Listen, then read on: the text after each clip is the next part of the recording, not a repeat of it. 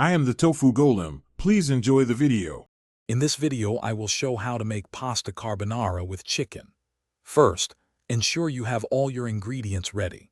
You'll need about 8 ounces of your favorite pasta, 4 ounces of cooked chicken, and 2 large egg yolks. Don't forget 2 ounces of grated pecorino romano cheese, 1 ounce of diced guanciale, and plenty of freshly ground black pepper. Having everything prepped makes the cooking process smooth and enjoyable.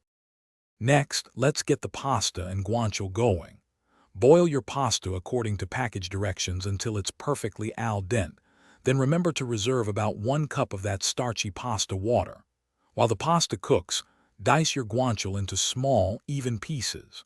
Render it slowly in a skillet over medium heat until it's beautifully crispy and has released its flavorful fat. This step is key for that authentic carbonara taste.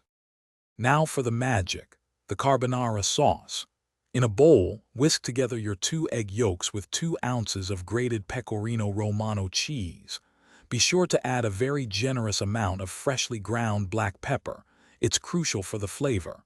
Once your pasta is drained, immediately add it to the pan with the crispy guanciale and cooked chicken. This warmth will help emulsify the sauce beautifully.